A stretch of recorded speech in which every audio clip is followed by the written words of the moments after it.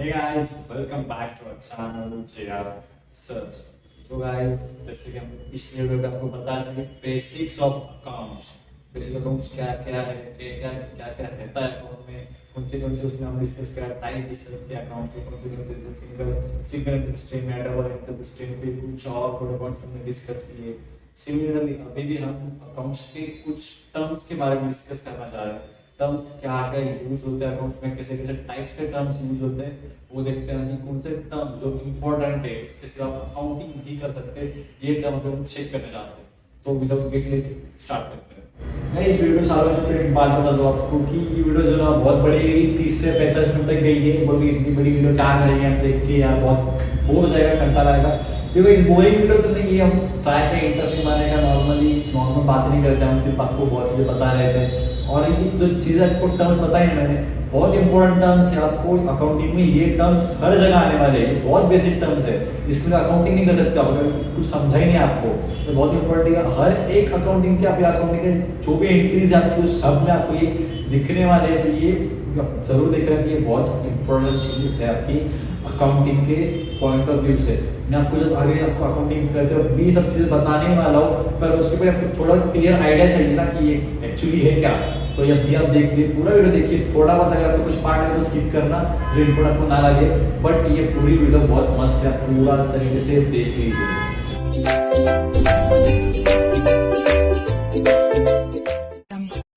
तो भाई सबसे पहले हम बात करते हैं ट्रांजैक्शंस की। ट्रांजैक्शन किसे किसे होते हैं, कौन से टाइप में आपके ट्रांजैक्शन होने वाले अकाउंट्स में, आप कौन से टाइप में ट्रांजैक्शन कर सकते हो, कौन से उसमें रिकॉर्ड होता है अकाउंटिंग करते वक्त। ठीक है, तो बेसिकली ना यहाँ पे आप देखोगे तो यहाँ पे आपके दो टाइप के ट्रांजैक्शन आने वाले हैं, एक मॉनेटरी ट्रांजैक्शन और एक non monetary transaction.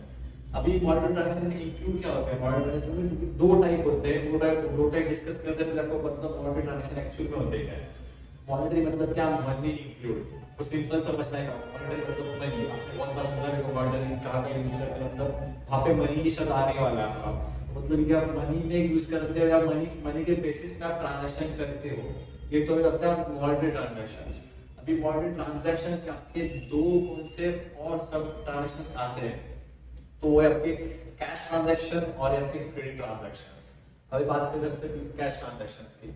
Cash transaction ये मतलब क्या, आप जो भी चीज खरीदते हो, बेचते हो, किसी भी चीज में आप डील करते हो, सब कैश बेसिस पे, कैश या चेक बेसिस पे आप करने वाले हो। मतलब आपने खरीद के कैश में नहीं दी या फिर आपको उसका चेक दे दिया, ये हो गया तो कैश ट्रांजैक्शन। यहाँ पे आपकी कौन सी वो और ट्रांजैक्शन आपके नहीं आने वाला है, सिर्फ कैश या चेक। मतलब ये कैश ट्रांजैक्शन आपका जो मॉडर्न ट्रांजैक्शन में आने वाला है।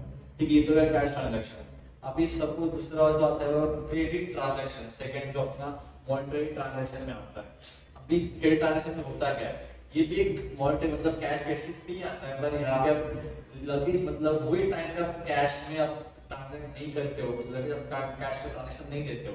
मतलब ये सिंपल पकड़ लो एकदम उधारी, आप उधारी के बेसिस पे चलाते हो। क्रेडिट यानी कि उधारी।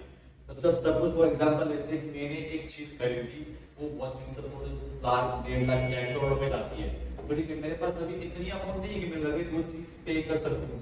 तो मैंने क्या किया, मैं उसको क्रेडिट पे खरीदा। मतलब क्या, सामने वाले को मैंने ये हमें दी कि मैं आपको ये बहुत जल्दी पे करूंगा या फिर आपको मैं इंस्टॉलमेंट्स में पे करूंगा। तो मुझे वही टाइम पे उसने मुझे वो मशीनरी या फिर जो भी चीज खरीदता हूँ वो उसने मुझे दे दी।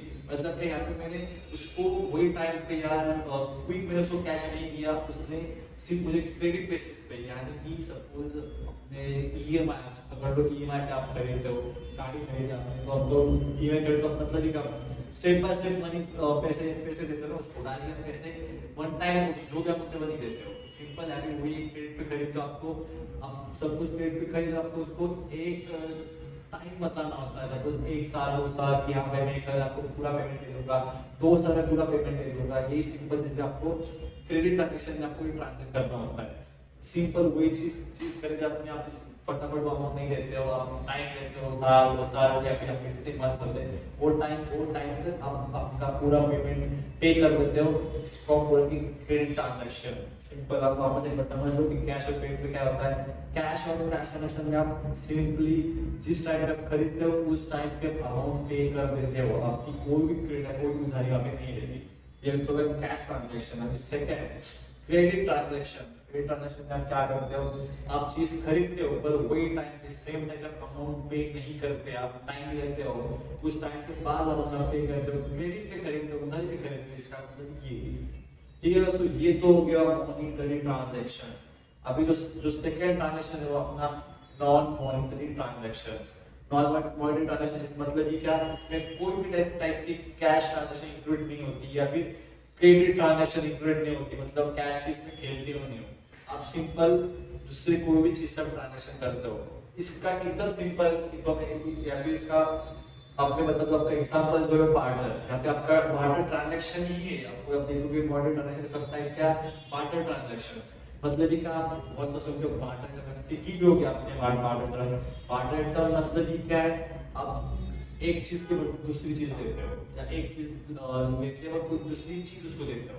तो बहुत बार सीखा होगा, सपोज मैंने वीट की गोली ले ली या फिर मैंने सैक ऑफ मीट ले लिया, उसके बाद मैंने उसको वेजिटेबल्स दे दी या फिर शुगर दे दी, ऐसे कोई चीज दे दी, तो ये अपने बार्टर ट्रांजैक्शन में होता है। मैंने एक चीज खरीदी, सामने की जो मैंने वही चीज मुझे वापस दे दी, या फिर मेरा कोई भी कैश या अमाउंट यहाँ पे कोई भी यूज नहीं हो रहा है, मैं एक चीज के बदले दूसरी चीज उसको देता या लेता हूँ। ठीक है दोस्तों, ये तो हो गया अपने हमारे ट्रांजैक्शंस। अकाउंटिंग में आप कौन से ट्रांजैक्शन आप कर सकते हो, तो बेसिकली आप समझ लो दो ही ट्रांजैक्शन है, monetary transaction, non monetary transaction. वापस मॉनिटरी ट्रांजैक्शन में कौन से टर्म आते हैं, कैश ट्रांजैक्शंस और क्रेडिट ट्रांजैक्शंस। ठीक है, तो इसके बाद है non monetary transactions. Non monetary transaction में क्या क्या आने वाले, बार्टर ट्रांजैक्शन। बार्टर ट्रांजैक्शन भी आप समझ वही जो एक चीज के बदले दूसरी चीज, सिंपल कैश में आती है, आप जो भी चीज खरीदते हो उसको आपको कैश में पेमेंट करना पड़ता है। तो और सेकंड हुआ आपकी क्रेडिट ट्रांजैक्शन, इसमें आप उधारी पे चीज खरीदते हो, आप फटाफट अमाउंट पेमेंट वही टाइम पे अमाउंट पेमेंट नहीं करते हो, पे नहीं करते हो, कोई एक टाइम के बाद पर्टिकुलर टाइम के बाद आप वो पे कर देते हो। ये तो हो गया हमारे ट्रांजैक्शन दोस्तों, आई होप को अच्छे से समझ में आ गया होगा। समझ लो कि बहुत इजी, इसमें कुछ ऐसे डिफिकल्ट कोई चीज दिखी नहीं हमें अभी तक कि क्या आप डिफिकल्ट कर सकते हो, कोई डिफिकल्ट चीज नहीं इसमें, आपको सिर्फ ध्यान से तो पढ़ना है या आपको यही चीज आपको अकाउंट में आगे रखी आने वाली है, तो हम ये चीज देखते हैं अच्छे से। आई होप आपको हमारा समझ में आ गया। अब हमारे जो नेक्स्ट जो अपना हमारा टॉपिक है उसके आगे हम पढ़ते हैं टर्म्स, जो भी आपके टर्म्स आने वाले हैं अकाउंट्स में वो टर्म्स हम देखते हैं। आप देख सकते हो स्क्रीन पे मेरा आपको कुछ ट्रांजैक्शंस देख सकते हैं, आपको कुछ एग्जांपल्स है, कैश ट्रांजैक्शन मतलब क्या, या फिर मॉनिटरी ट्रांजैक्शन मतलब क्या, या फिर नॉर्मल ट्रांजैक्शन मतलब क्या, ये कुछ एग्जांपल्स है। हम चाहे तो पॉज करके एक बार पढ़ लेना, ये कुछ इतना डिफिकल्ट नहीं है कि नॉर्मल जो भी आप डेली से कुछ होते हैं आपके कुछ एग्जांपल होते हैं, वही कुछ चीजें आपकी यहाँ पे मैंने दे दी है।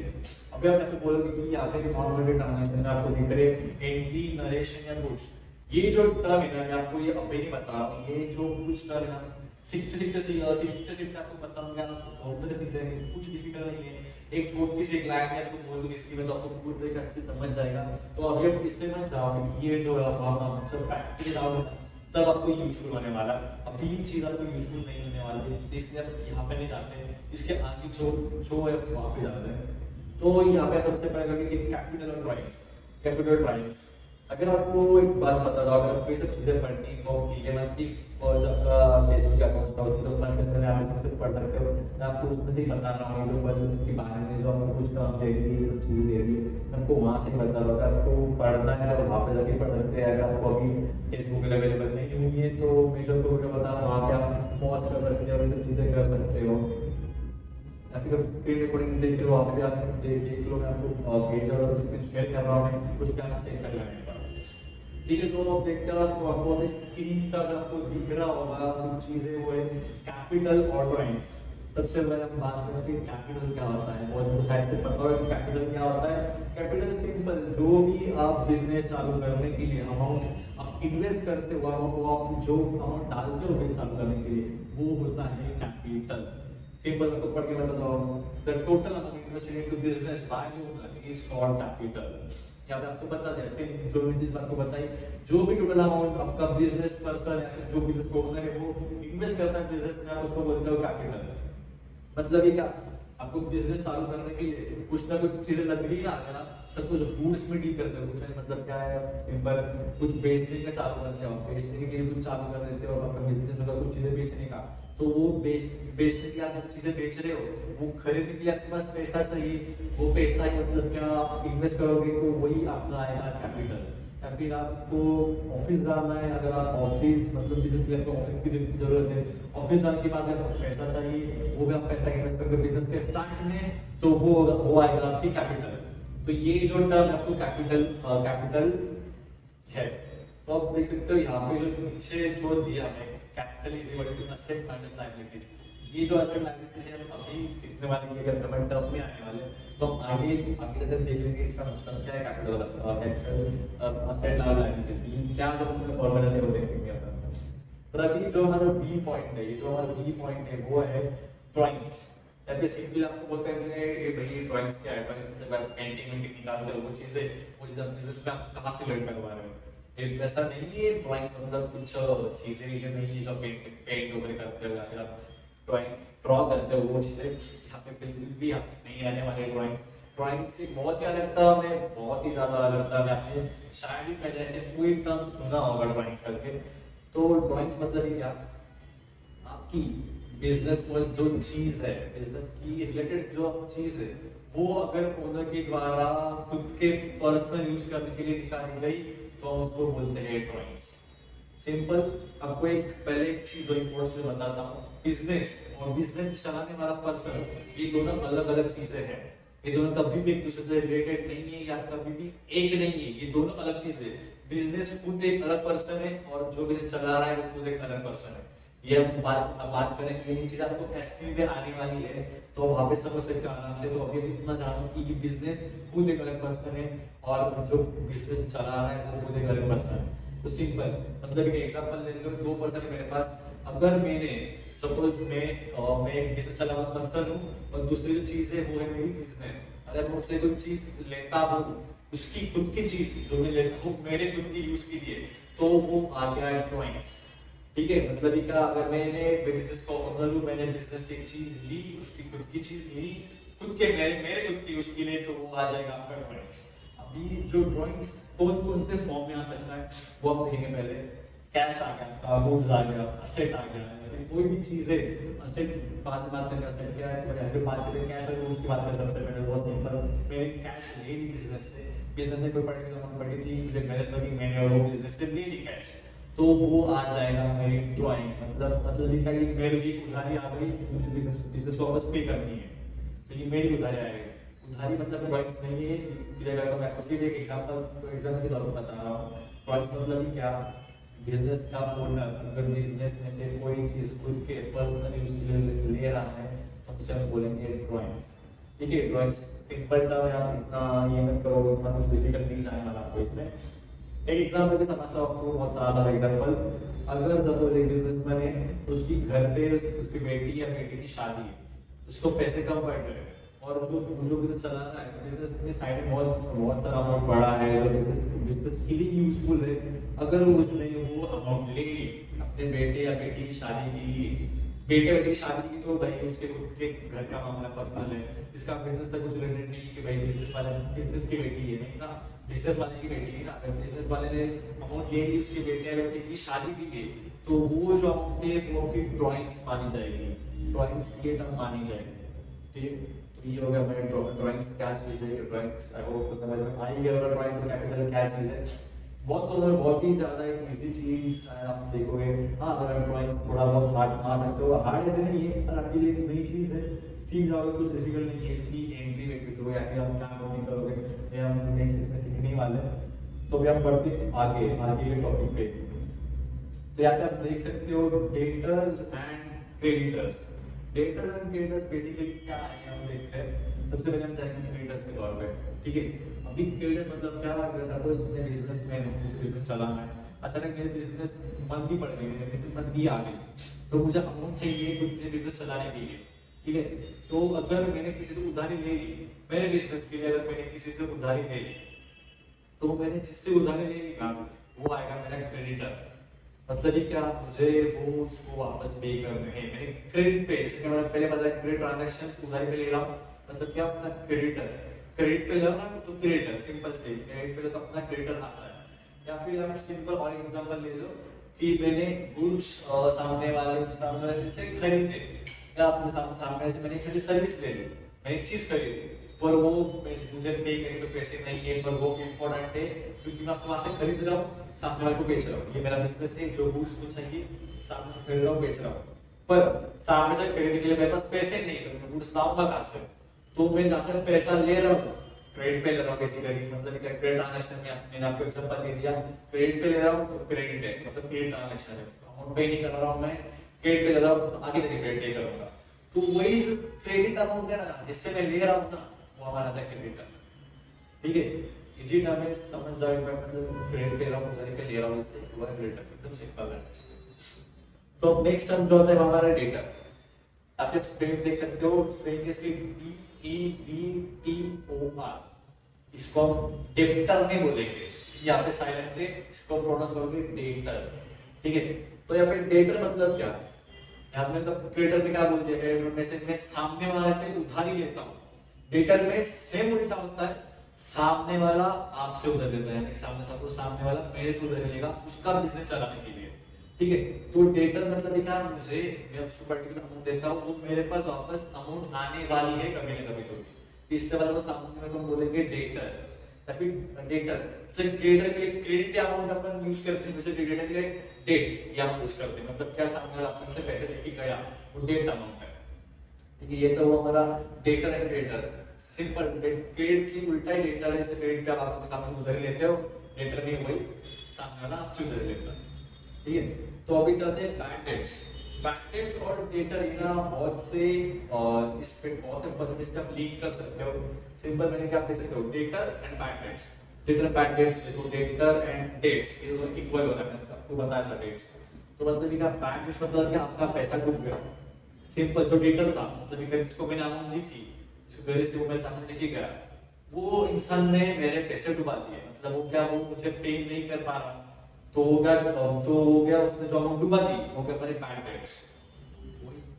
वही जो डेटर जो हमसे अपन से पैसा ले गया, वो पैसा डूब गया, तो वो हमारे के बैड डेट्स, जिसको हम बोलते हैं bad debts, not debts. B silent है, अभी डेट्स आपको ये प्रोनाउंस करना है। ठीक है, तो ये तो क्या डेटर्स एंड क्रेडिटर्स के जो भी टर्म्स होंगे, ये सब चीजें आने वाली वो चीजें होगी। फिर हम नेक्स्ट इस पे बात करते हैं। तो नेक्स्ट जो हमारा आने वाला है वो है expenditures and types of expenditures. ठीक है, एक्सपेंडिचर मतलब क्या? एक्सपेंडिचर मतलब क्या, आपका खर्चा, अब जिस भी चीज में खर्चा करोगे वो हो गया आपका खर्चा। ठीक है, मतलब एक्सपेंडिचर समझ लो, बिजनेस के लिए आप कोई चीज खर्च कर रहे हो, आ गया आपका एक्सपेंडिचर। अब एक्सपेंडिचर में आप देख सकते हैं आपके तीन आपके एक्सपेंडिचर है, कैपिटल एक्सपेंडिचर, रेवेन्यू एक्सपेंडिचर और डिफर्ड रेवेन्यू एक्सपेंडिचर। ठीक है, तो कैपिटल एक्सपेंडिचर में आप क्या आ सकता है, मैं आपको पढ़िए मैं बताता हूं। This expenditure is incurred to acquire a fixed asset or to increase the value of fixed asset. It gives the benefit for long period of time. It's not recurring in nature. मतलब ये क्या, आप जो भी expenditure मतलब जो भी amount आप ऐसे कोई असेट पे खर्च करते हो, असेट पे खर्च करते हो मतलब कि आप एक खरीद चीज पे आप खर्च करते हो, तो वो आता है आपका एक्सपेंडिचर। आज यहाँ पे एक चीज करेक्ट कर देता हूँ, मैं आपको बताता हूँ। यहाँ पे अगर आप देख सकते हो, आपको बहुत बड़ा असेट चीज आ रही होगी, फिर जान उसके एग्जांपल लिया है एक्सपेंडिचर का कि क्या क्या आता है एक्सपेंडिचर में। आप देख रहे हो बहुत से असेट आ सकते हैं, तो मैं आपको वही बताने का ट्राई कर रहा हूँ। असेट भी आपको उतना ही इम्पोर्टेंट है जितना बाकी देख सकते हो असेट एंड लायबिलिटीज। तो मैं आपको एक्सपेंडिचर में से एग्जांपल के लिए असेट की इंपॉर्टेंट मतलब के एक्सपेंडिचर दिया। तो एक्सपेंडिचर से हम पहले एक टर्म लेते हैं जो है असेट एंड लायबिलिटीज। फाइनली हम असेट लायबिलिटीज के बारे में बात करते हैं, क्योंकि अगर आप देख सकते हैं ना, ये सब भी जो चीजें ना वो आपकी सिंपल असेट और लायबिलिटीज से बहुत से लिंक करती है। तो वो ना आप सबसे पहले बात करते हैं असेट एंड लायबिलिटीज के लिए लिंक करके बात करते हैं। असेट एंड लायबिलिटीज फाइनली हुए, क्या ये है असेट एंड लायबिलिटीज, आप देख सकते हो लायबिलिटीज है एंड असेट्स है। तो सबसे पहले बात करते हैं असेट। असेट मतलब क्या, पहले तो मैं समझाता हूँ, फिर आपको पढ़ के बताऊंगा। असेट क्या, जो भी आपके बिजनेस के लिए जो भी आप एक छूने वाली चीज, इसके आप छू सकते हो इजीली, वो अगर चीज जो है छूने वाली चीज है ना छूने वाली चीज आप लोग कंसिडर कर सकते हो, पर मोस्टली छूने वाली चीज ही होती है। तो वो भी आप चीज जो आपके बिजनेस के लिए काम आने वाली है ना, कोई भी चीज, तो वो आपकी जाती है असेट। वो आपको चीज बोलोगे हम असेट। असेट यानी मतलब कि क्या, सिंपल वापस बता रहा हूँ, जो भी चीज आपकी बिजनेस चलाने के लिए एक प्रोडक्ट आती है या फिर यूजफुल है, जो भी चीज वो आपकी असेट है। ठीक है, असेट मतलब कि क्या, आप बोलोगे अभी मैं जो चीज बेच रहा हूँ या फिर जिस चीज से मेरा बिजनेस चल रहा है, सपोज मेरे कैडबरी का बिजनेस है, अगर कैडबरी बनाने का कर रहा हूँ, जो कैडबरी है मेरी, तो वो तो मेरे बिजनेस के लिए यूजफुल ही है, वो तो मैं बेच रहा हूँ, उसको भी मेरा बिजनेस चलने नहीं वाला है, तो वो मेरे एसेट आ गई क्या? नहीं, वो मेरे एसेट नहीं आ गई, वो मेरे आते हैं गुड्स, क्योंकि वो मेरे बिजनेस पर्पस के लिए बेच रहा हूँ। अगर वो नहीं तो बिजनेस चलने ही नहीं वाला मेरा, वो मेरे बिजनेस का पर्पस है कि कैडबरी में बेच रहा हूँ, वो मेरे बिजनेस का पर्पस है, वो मुझे बिजनेस चलाने के लिए यूजफुल नहीं है, बिजनेस पूरा उसके ऊपर ही डिपेंड है। तो मेरे बिजनेस चलाने के ऊपर नहीं है तो मेरे एसेट नहीं है, वो मेरे गुड्स आते हैं। जो भी चीज आप बेचते हो बिजनेस के लिए, वो आपकी चीज आते हैं गुड्स। तो मैंने कैडबरी बेचने की जो कैडबरी है मेरी, वो मेरे गुड्स है। सिंपल एग्जांपल, क्या बोलोगे कैडबरी बेचने के लिए क्या क्या चीज, कैडबरी बनाने के लिए मेरे पास क्या क्या चीज चाहिए? सपोज मेरे पास चाहिए कुछ बॉडी कंटेनर्स, जहाँ पे आप कैडबरी सपोज जो भी चॉकलेट आपको मिक्स करने के लिए, आपको कुछ ऐड ऑन करने के लिए, ये चीज हो गई। फिर मशीनरीज हो गई, आपको चीजें मिक्स करनी या फिर आपको चीजें टेस्ट करने के लिए, या फिर बहुत बड़े कंटेनर्स आप देख सकते हो, वो सब चीजें। या फिर मेरे पास एक फैक्ट्री चाहिए, फैक्ट्री जो चाहिए मैं बना सकता हूँ। ये चीजें आपकी फैक्ट्री आ गई, कंटेनर्स आ गए आपकी, फिर मशीनरी आ गई, ये सब चीजें आपके असेट में आते हैं। क्यों? क्योंकि आपके गुड्स फॉर्म करने के लिए, गुड्स बनने के लिए आपको वो यूजफुल आ रहे हैं असेट, वो आपको यूजफुल है, तो वो आपके असेट आ गए। एकदम बेसिक से एग्जांपल से आपको बता रहा हूँ मैं, आपकी जो भी गुड्स, मतलब कि आप जिस चीज बेच रहे हो बिजनेस चलाने के लिए, वो चीज आपके आती है गुड्स। ठीक है, तो वो गुड्स फॉर्म करने के लिए, गुड्स बनाने के लिए मुझे जो जिस चीजों की हेल्प करने वाली है, एग्जांपल मशीन या फिर फैक्ट्री कोई बिल्डिंग चाहिए, वो आ गई, ये सब चीजें आपके आने वाले हैं असेट। एकदम सिंपल चीज आपको बता रहा हूँ। ठीक है, ये तो असेट कोई पढ़ के बताता हूँ मैं। एंड फिजिकल थिंग और right on that has a monetary value. Same मैंने बोला फिजिकल थिंग, छूने वाली चीज या जिसकी मॉनेटरी वैल्यू, मतलब आप जिसको आप पैसे में बोल सकते हो, आगे जाके मैंने इस चीज बेच दी, जिसका पैसा आने वाला है, कुछ कितना भी है, कम भी क्यों ना है, इसका पैसा मिलने वाला है, तो वो चीज को बोलेंगे asset. Monetary value is called an asset. अभी देखते हैं, the ownership of the asset must be with the business unit। मतलब कि आपने आपको साथ में बताया था, बिजनेस का ओनर और बिजनेस दोनों अलग अलग पर्सन है। तो जो भी असेट चीज होने वाली है, वो सिर्फ बिजनेस को ही रिलेट करने वाली है, बिजनेस के पर्सन, बिजनेस के ओनर को वो चीज रिलेट करने नहीं वाली। आपको एग्जांपल देते हैं, land, goodwill, patents, computer. Goodwill patents है जो मैं आपको आगे के टर्म में बताने वाला हूँ। गुड पेटेंट्स क्या है जब आप सीखेंगे तब। अभी के लिए गुडविल पेटेंट्स रख दो। कंप्यूटर और लैंड कर सकते हैं, ये भी असेट है।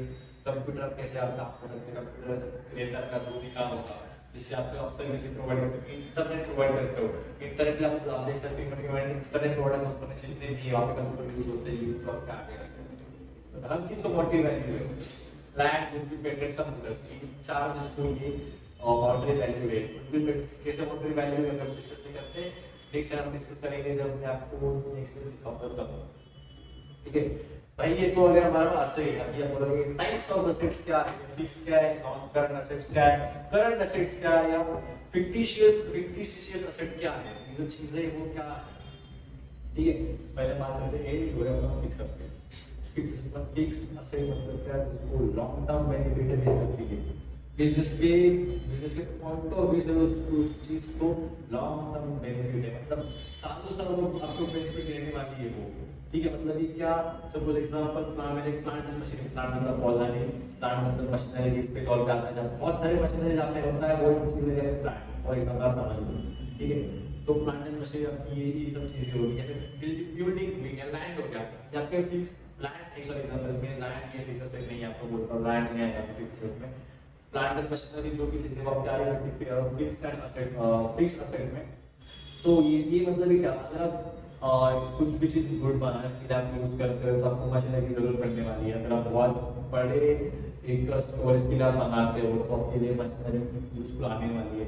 तो देखिए मशीनरी बहुत साल तक चलती है ना, कि नहीं भाई आज आई कहीं पे एक साल कोई हाँ कुछ चलते मशीनरी कुछ साल तक, पर नॉर्मली मशीनरी की वैल्यू नहीं होती।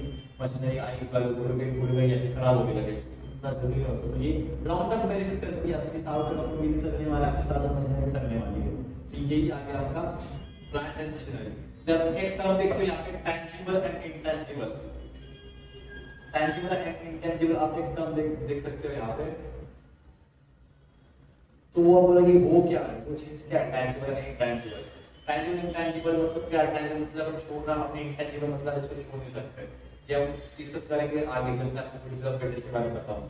तब हम सीधे देखेंगे कि फिक्स एसेट क्या है, जिसको आप लॉन्ग टर्म बेनिफिट के तौर पे देख सकते हो बिजनेस के लिए, और आपको बोलेगा फिक्स एसेट।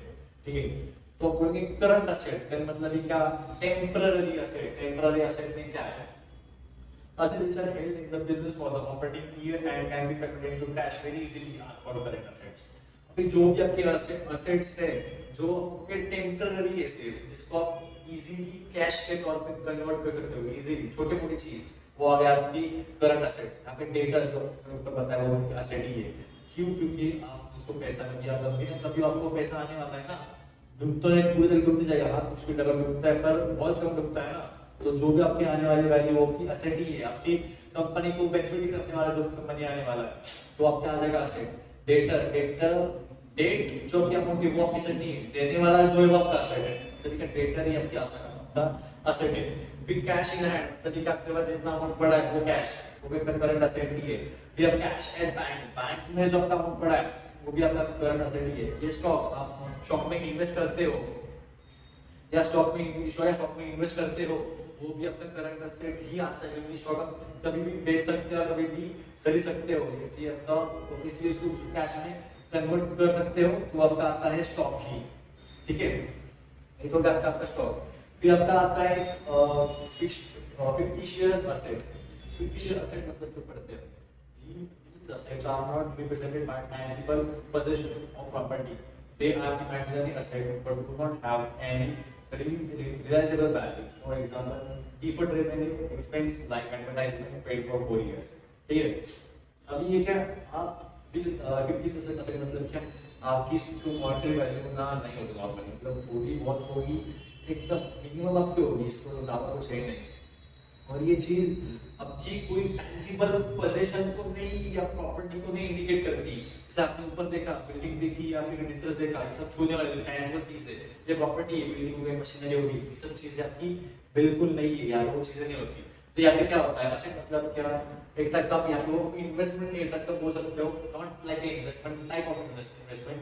सपोज आपकी जो चीज आपको बेचनी है, तो आप लगेज मार्केट में लाते हो, सब लोगों को पता नहीं होता, उसके बाद एडवर्टाइजमेंट करते हो, तो ठीक है, एडवर्टाइजमेंट के लिए आप जो भी चीज पेमेंट, जो भी खर्चा आएगा वो तो टैक्स में जाने वाला है, पर कुछ साल बाद एडवर्टाइजमेंट देख के लोग आने वाले चीज खरीदने के लिए, तो वो आपको बेनिफिट करने वाला है, तो वो भी आपका एक फिक्टिशियस एसेट होता है, क्योंकि वो चीज आपको बेनिफिट ही करने वाली है।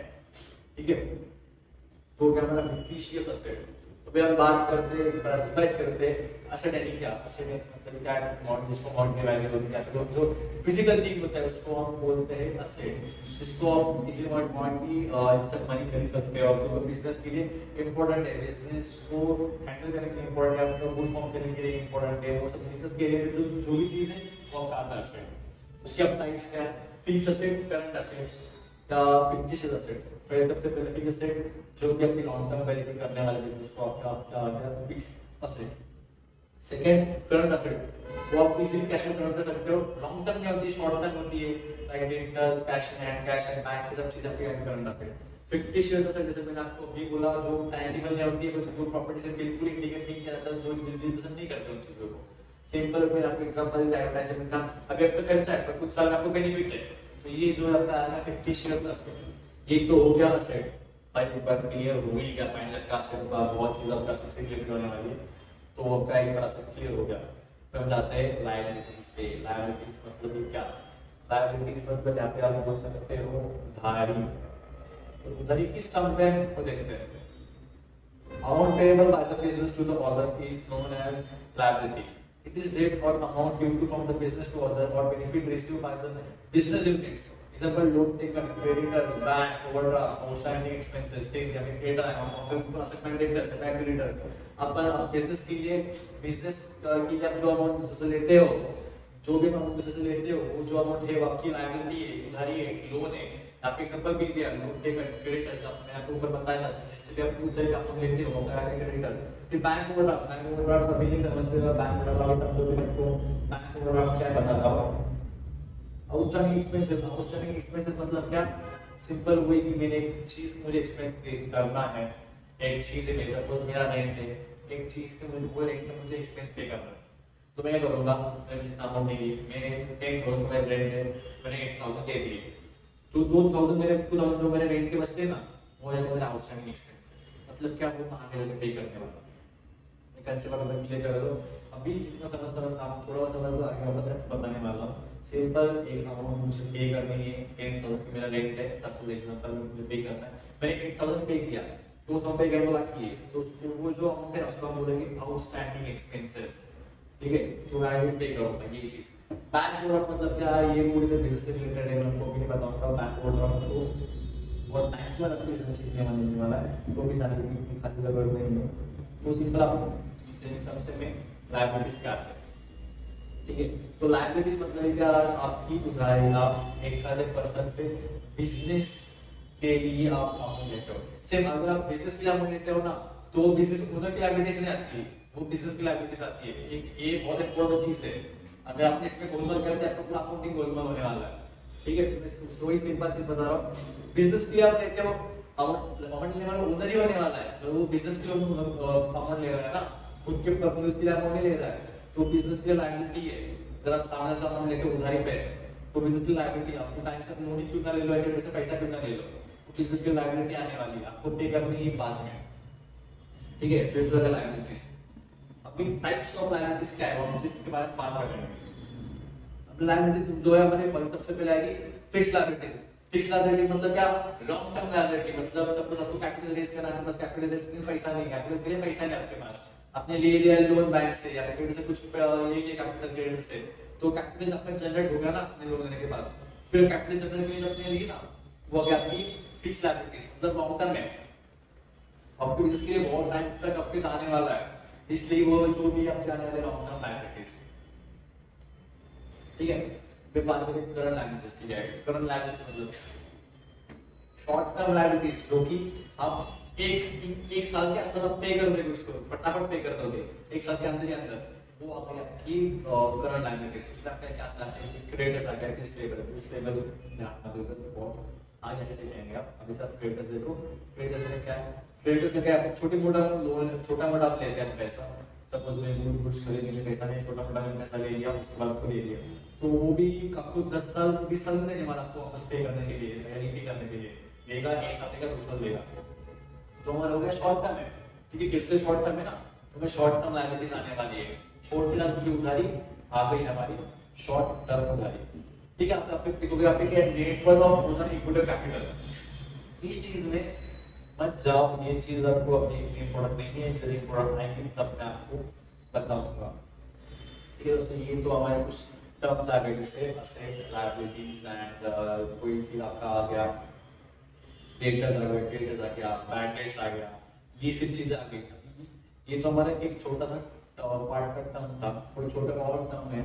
फिर हमने जैसे आपको मैंने बोला कि एक्सपेंडिचर्स क्या थे, अभी तो हमने सिर्फ जो भी देखे कुछ छोटे छोटे टर्म थे, एक्सपेंडिचर और प्रॉफिट जो है हमने भी देखे रहे, प्रॉफिट बोलो लॉस बोलो या एक्सपेंडिचर बोलो, कि देखना बाकी है, तो हम देखेंगे पहले आप ये थोड़ा बहुत समझ लीजिए। तो गाइस सबसे पहले हम लोगों ने देखा कि भाई सिंपल एसेट क्या होता है, लायबिलिटी क्या होता है, कैपिटल क्या होता है, फिर डेट्स, बैड डेट्स या फिर क्रेडिटर्स, ये सब चीजें हम लोगों ने देखी कि एग्जैक्टली ये चीज होती क्या है। ठीक है, तो ये चीज बताते हैं मतलब लगभग आधा घंटे के ऊपर टाइम चला गया, मतलब लगभग देखो मिनट 35 मिनट के ऊपर की सिर्फ वीडियो हमें सिर्फ इसके ऊपर जा रही है। तो इसके अंदर हम बाकी हमारा बहुत चीज बाकी से एक्सपेंडिचर बात करने वाले थे, वो चीज बाकी प्रॉफिट एंड लॉस, ये जो टर्म्स आते हैं वो हमारे टर्म्स बाकी है। प्रॉफिट एंड लॉस सबको पता है क्या है, कुछ और कुछ थोड़े बहुत एडवांस चीजें वो चीज डिस्कस करना हमारी बाकी, वो सब चीजें मैं डिस्कस करूंगा, बाकी तो आपका टाइम शायद से बहुत जाएगा। पर ये वीडियो ये बहुत ही इंपॉर्टेंट वीडियो है, अगर आप अपने आपको टर्म्स नहीं समझ अकाउंटिंग नहीं कर पाओगे तो प्लीज ये वीडियो पूरा देखिए, स्किप अगर थोड़ा बहुत पार्ट स्किप कर तो ही स्किप करिए, ताकि वीडियो बिल्कुल स्किप ना करिए। ये बहुत इंपॉर्टेंट चीज है आपके लिए, इसका अकाउंटिंग डिपेंड है। तो आप और टाइम नहीं देता हूँ, स्टार्ट करता हूँ वीडियो। तो आपका देखो करके आपका जो भी नेक्स्ट आपका हम आ रहे थे एक्सपेंडिचर्स पे। एक्सपेंडिचर मतलब क्या, मैं आपको पहले समझा रहा था। एक्सपेंडिचर मतलब क्या, आपका खर्चा, इससे रिलेटेड जो भी चीजें है उसका आपका खर्चा, वो सब चीजें आपको एक्सपेंडिचर में मिल सकता है। ठीक है, तो ये क्या है, कैश एक्सपेंडिचर। जब तीन टाइप के जो फर्स्ट है कैश एक्सपेंडिचर, वो चीज देखते हैं। कैश एक्सपेंडिचर मतलब क्या, जो भी देखो expenditure is incurred to acquire fixed asset or to increase the value of fixed asset. It gives the benefit for long period of time and it's non-recurring in nature. मतलब क्या, asset खरीदने के लिए तुम्हारा जो खर्चा होता है, या फिर जो भी असेट के ऊपर तुम्हारा खर्चा होता है, या फिर असेट की वैल्यू बढ़ाने के ऊपर जो भी खर्चा होता है ना, वो आता है आपका कैश एक्सपेंडिचर। मतलब एक सिंपल एग्जांपल देता हूँ, मशीनरी खरीदने आपको पैसा गया और कैश एक्सपेंडिचर, कि आपको मशीनरी खरीदने आप कैसे है, आपको उसके बेनिफिट मिलता है वो। ठीक है, फिर आपका आता है मशीनरी की एक सपोज मशीनरी के आपके ऊपर जो भी आपका खर्च जाएगा, बिगड़ गई मशीनरी, उसके ऊपर आपका खर्चा जाएगा, तो वो रिपेयर ऑफ मशीनरी की जो चीज है वो भी आपकी कैश एक्सपेंडिचर पे आएगी। कि आपको मशीन वापस चलाएंगे या रिपेयर करके आपकी वैल्यू बढ़ जाएगी, तो वो चीज आपकी एक्सपेंडिचर पे कैश एक्सपेंडिचर पे। फिर अगर आप देखो कि नेचर है इट्स नॉन रिकरिंग नेचर, मतलब वो वापस नहीं आएगी, वो चीज आपको वापस बेनिफिट नहीं मिलेगी। वो लॉन्ग पीरियड की बेनिफिट देती है, बाकी आपको लॉन्ग पीरियड चलने वाला है, आपको वापस कुछ खर्चा नहीं आने वाला। ठीक है, तो ये तो अगर हमारा कैपिटल एक्सपेंडिचर। फिर आता है सेकंड रेवेन्यू एक्सपेंडिचर। ठीक है, तो रेवेन्यू एक्सपेंडिचर पे क्या आता है, it is an expenditure from which not future benefit expected but having immediate or short term benefit may be less than 1 year. It does not increase profit earning capital or capacity of the organization. मतलब simple यहाँ पे क्या बोला उन्होंने, revenue expenditure मतलब क्या, आप expenditure करते हो उसके ऊपर और भी आपको थोड़ा बहुत बेनिफिट मिल जाता है। और बट एक्सपेंडिचर क्या होता है, वो आपको 1 साल से ज्यादा बेनिफिट नहीं देती, 1 साल से बहुत कम बेनिफिट देती है। सिंपल जब क्या आपका अपने घर खरीदा उसका आपका उसके आपको अगर बेनिफिट एक्सपीरियंस करना है, रेंट पे करना पड़ेगा। अगर आप रेंट पे रहते हो तो आपका रेंट का कुछ टर्म होता है ना, सपोज 1 साल का टर्म होता है, आप 1 साल का रेंट पे कर देते हो, तो आपका शॉर्ट टर्म है, 1 साल से कम है, ये शॉर्ट टर्म है आपको बेनिफिट हो ना, रेंट का बेनिफिट है, तो बेनिफिट करेंगे आपको कुछ एक्सपेंडिचर देना पड़ता है ना, तो आपका जो रेंट है वो का एक्सपेंडिचर आता है। ठीक है, तो शॉर्ट टर्म। अभी फॉर एग्जांपल अगर सैलरी पेड, आपको अगर आपको एम्प्लॉयज चाहिए, एम्प्लॉयज फुकट तो काम नहीं करने वाले हैं, उनको सैलरी देना ही पड़ेगा आपको, तो जो आपको एक्सपेंडिचर तो उससे रेवेन्यू कैसे मिलता है, इनकम कैसे मिलती है, या इनकम या फिर गेन कैसे मिलता है, एम्प्लॉयज काम से आपका बेनिफिट हो रहा है ना, तो आपका वो रेवेन्यू है। ठीक है, तो हमारा रेवेन्यू एक्सपेंडिचर। फिर बात करते हैं डिफर्ड रेवेन्यू एक्सपेंडिचर। डिफर्ड मतलब क्या, फ्यूचर में आपका रेवेन्यू होने वाला है। डिफर्ड रेवेन्यू मतलब क्या, फ्यूचर में आपका रेवेन्यू होने वाला है, आपका लगे या फिर इस टाइम का लगे फटाफट रेवेन्यू नहीं आने वाला, आपको टाइम लेगा फ्यूचर में करता हो। मैं पढ़ के बताता हूँ। And expenditure which is basically revenue nature but benefit to which is not existed within 1 year is called deferred revenue expenditure. आपको बेनिफिट होता है पर 1 साल के अंदर नहीं होता, कम से कम 1 साल तो उसको टाइम देना पड़ता है, आपको उसका बेनिफिट एक्सपीरियंस करना है। तो वो जो भी आपका एक्सपीरियंस नंबर्स में आपको बताते हैं, नंबर्स में आपको बताया जाएगा। सपोज फॉर एग्जांपल है कि एडवर्टाइजमेंट लेता हूँ, एडवर्टाइजमेंट खर्चा करते हो, आपने एडवर्टाइज कर की पर आपका प्रॉफिट बढ़ गया, ऐसा सेल बढ़ गई, क्या नहीं बढ़ना, ऐसे टाइम लगेगा, लोग देखेंगे तो टाइम लगेगा, एक महीना सपोज लेगा, 2 महीने का या साल भर लेगा। आपका एक्सपेंड तो आपका गया, एडवर्टाइजमेंट का पैसा तो पे कर दिया ना, पर आपको लगे दूसरी थोड़ी आपको फटाफट आपका जो भी रेवेन्यू मिला, आपको बेनिफिट मिला नहीं मिलेगा, टाइम लगेगा, थोड़ा टाइम लगेगा, 1 साल जाएगा, 2 साल जाएगा, 2 साल बहुत बोल रहा हूँ मैं, 1 साल पकड़ा, मिनिमम 1 साल तो पकड़ो, अगर जब 1 साल, तो ये आपका डिफर्ड का फ्यूचर में आपको जो बेनिफिट आपको मिल रहा है, ये उसका फर्क है। ठीक है, तो अपन आपके 3 टाइप के आपका एक्सपेंडिचर दिखाई जाते हैं। कैपिटल एक्सपेंडिचर जिसमें आपको 1 साल से ज्यादा का टाइम लगने वाला है, या फिर ज्यादा का टाइम आपको बेनिफिट देगा, साल भर से ज्यादा टाइम बेनिफिट देगा, उस बार आपको वो एक्सपेंडिचर करने की जरूरत नहीं है, वन टाइम की बहुत है, आपको बहुत टाइम तक का वो साथ देगा, बेनिफिट देगा। फिर रेवेन्यू एक्सपेंडिचर है मतलब क्या, 1 साल के अंदर आपको सिर्फ 1 साल के अंदर का एक बेनिफिट मिलता है, आपको सबको 1 साल के बाद खर्चा करना है, फिर तो वापस बेनिफिट मिलने वाला है। सिंपल मैं आपको रेंट का जो एग्जांपल दिया था वो, उसके बाद डिफर्ड जो आपका बेनिफिट है आपको फ्यूचर में मिलने वाला है, यहाँ पे लगेज फटाफट नहीं मिलेगा, आपका जो भी एक्सपेंस करोगे उस दिन आपको लगेज नहीं मिलने वाला है, एक टाइम बाद आपको बेनिफिट है, 1 साल बाद आपको बेनिफिट मिलेगा। ठीक है, ये जो थे वो थे हमारे एक्सपेंडिचर, उसके टाइप्स ऑफ एक्सपेंडिचर। अब बात करते हैं देखोगे आप जो cash discount and trade discount, ये जो चीज है, आपको डिस्काउंट टर्म सुना होगा, आपको जो भी एमआरपी है उसके ऊपर आपको और थोड़ा सस्ता करके आपका प्राइस घटा के आपको और कम करके आपको प्राइस देने के ऊपर डिस्काउंट है। सबको पता डिस्काउंट देने क्या होता है।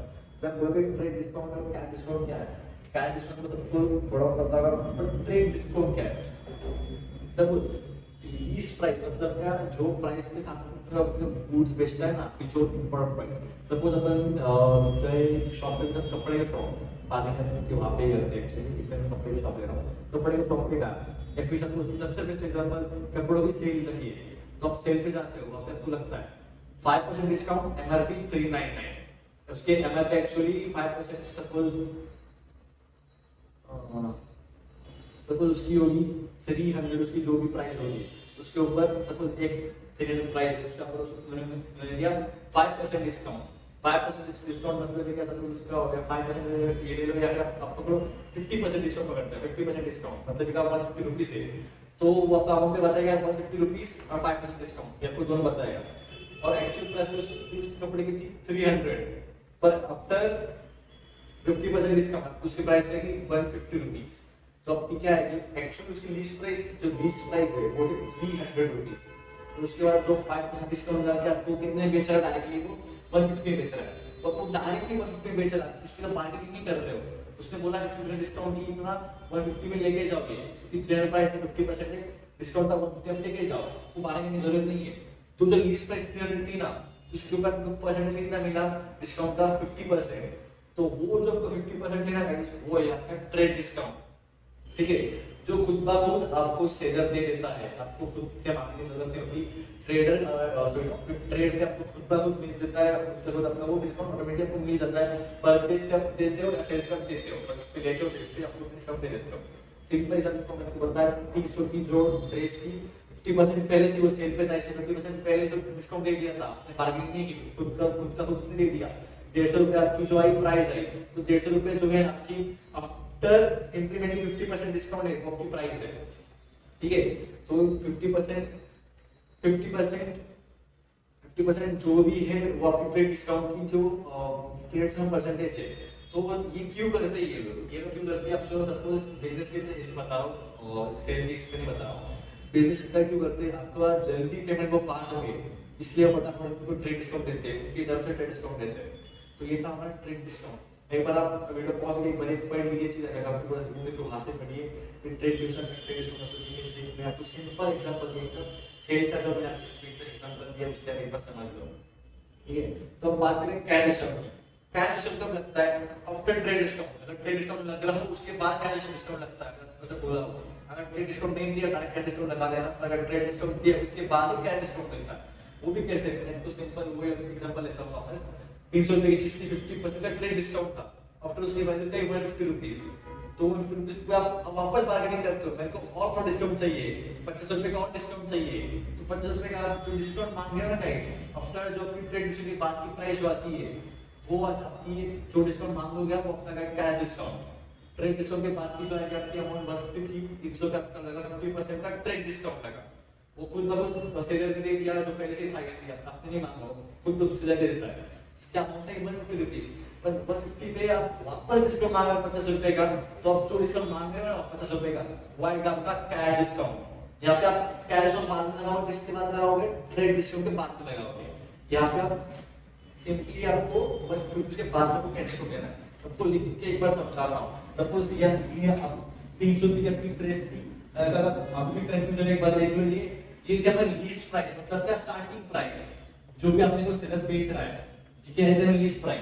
इस पे मैं सेलर ने क्या किया, उसकी सेल चल रही है, 50 रुपए का खुद से डिस्काउंट दे दिया, 50% खुद से डिस्काउंट दे दिया। ठीक है, तो आफ्टर 50 रुपए की चीज की वैल्यू क्या है? 150 रुपीस, 150 रुपीस की वैल्यू। तो ये 50 रुपए क्या है? ये ट्रेड डिस्काउंट है, ये आपका ट्रेड डिस्काउंट।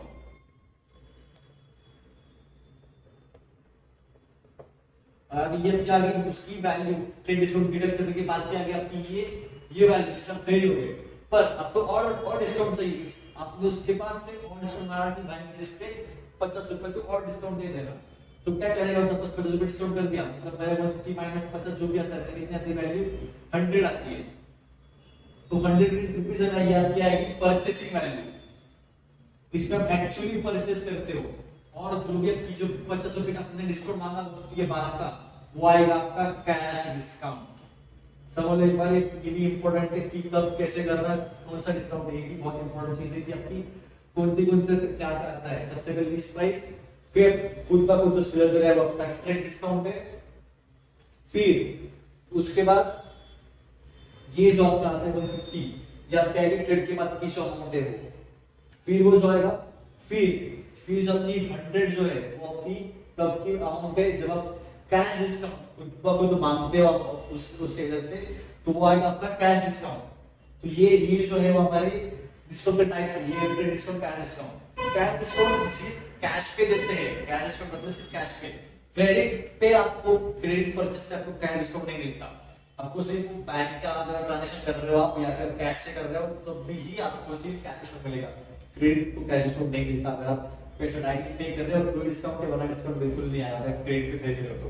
हाँ, क्रेडिट का खुद क्रेडिट डिस्काउंट मिलता है, क्यों मिलता है पता है, सेलर का खुद का डिस्काउंट पहले से दे चुका होता है लिस्ट प्राइस पे, इसलिए आपको पहले से डिस्काउंट मिल चुका होता है।